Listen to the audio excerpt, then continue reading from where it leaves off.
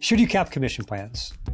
Almost unequivocally, I would say no, right? No, you should not cap commission plans. Now, I think we have to talk a little bit about why do companies cap commission plans, and then what are some ideas to not have a cap in the plan. But the answer, short answer is no, you shouldn't cap commission plans. Why shouldn't you cap commission plans?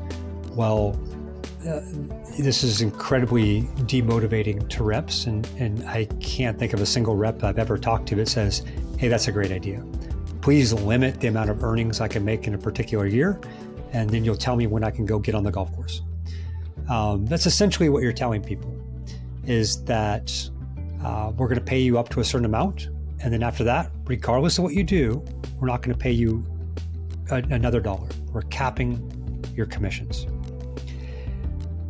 The whole idea of sales compensation is playing upon the idea of extrinsic motivation and cash, right? Money being an extrinsic motivator. Some people, it's a greater motivator than others. Those people oftentimes will end up in a sales job where money is highly motivating to them. If you take away that cash, right, as an extrinsic motivator,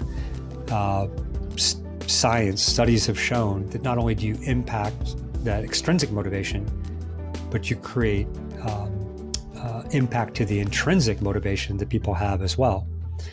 By paying them in a extrinsic motivating factor way, you impact both when it goes away. Yeah, so from my perspective, it's always the wrong focus to look at capping. And so you have to kind of look at what is the underlying problem. So as an example, you could say, well, reps are, it's possible reps are going to overachieve quota so much that our payout's going to be gigantic, right? And so from my perspective, why not look at the problem of quota setting and saying, well, we're not setting accurate quotas, which leaves us susceptible to these giant payouts that we're wanting to cap. So just invest those resources into proper quota setting. I mean, I think a lot of it comes down to not having confidence in the goals or the quotas that are being set, because they're worried that you're going to have kind of runaway incentive spend if someone's able to get to 2,000% of quota.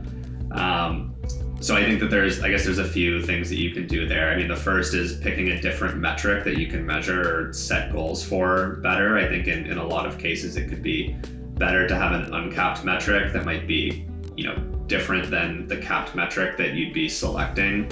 I think the second thing, which goes a little bit beyond sales comp, is actually looking into the quota setting methodology to understand why we feel there's such an inaccuracy that we would feel we have to put a cap on the incentive program.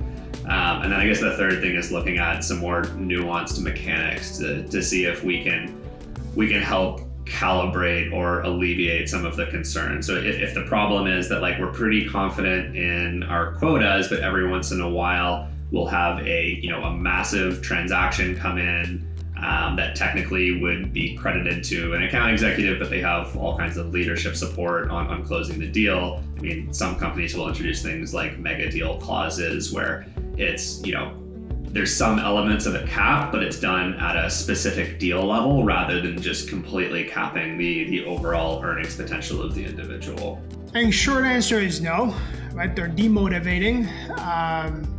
They'll likely get salespeople to hoard sales so that when they're eligible for that payout, that sale closes. I think you got to ask yourself why you're doing it. Why are you capping? Is it because you can't set accurate quotas on a particular metric, and as a result, you're seeing too big of a swing?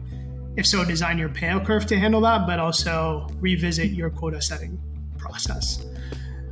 I don't think caps are motivating, and we tend to encourage our clients to move away from it as best as possible. It's often dictated by finance. It's usually where it comes from. I think a better way to do it, best way to do it, would to be able to model a wide range of corporate performance, a wide range of individualized performance, Monte Carlo simulation, from statistics to say, what are all the things that we think are within the realm of possibility that could happen, and understand what the range is that you could pay out at different levels of corporate performance. If after you've done the modeling, you've decided, hey, that's too much money, well then lower the rates before you communicate the plan out to the reps and get rid of the cap. I think one of the interesting things about, again, behavioral economics, how people think, is one of the things I've seen company try to get into this middle ground where they'll say, hey, we're going to put a soft cap on the plan. If somebody earns 5 times their target earnings or 10 times their target earnings, well, that's when we're going to cap it. And nobody should really care about that because nobody's ever done it within our company. Well, behavioral economics, right? How people think. It's really interesting that the imaginary results are just as important to your brain as actual results. And so when somebody reads that language in a plan, the impact is the same as if you said it was at 110% of performance, if you put it at 1,000% of performance. They still see something out there where somebody's telling them that they're not going to pay them for something that they did. And it has the same impact, from a motivation factor. So I'm like, don't take half measures. Don't put that kind of language in the plan as well. Yeah, I don't have a great alternative to a cap. I mean, I've worked on incentive plans, or we've certainly proposed caps. I don't know if the clients back in my consulting days ever put them in place. I have a feeling this is going way back. They may have in cases just for protection on the upside. But in generally, I think just everybody agrees it's a cost of sale, and that's why you have the unanimous, point of view that you should reward people for really great performance and delivery. So, why would you cap somebody who's doing a great job? Yeah, I think the question is that mega deal in the best interest? To me, is that mega deal in the best interest of the company? Is the company making significant financial reward because of that mega deal? And if the rep truly drove that deal, they should probably get rewarded for it. The one caveat I will put in is that the other reason why people will put caps in plans is that one of their reps at some point in time sold a gigantic deal that they didn't account for. It came out of nowhere. They'll call these bluebirds or windfalls to some degree. And that rep did make, 3, 4, 5 times as much money as they were projected to make at the beginning of the year. And so companies will say, hey, we got to cap the plan to handle that. And I'm like, no, I think what you need is a policy around these ideas of bluebird or windfall deals.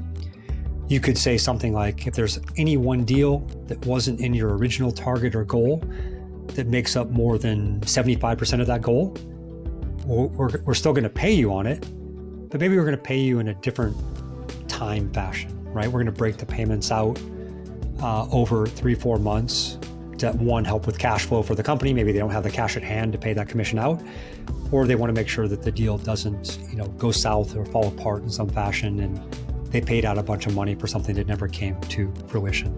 So I think that that's certainly fair to put it around a particular deal, but I would never put it on the plan itself. Terrible idea.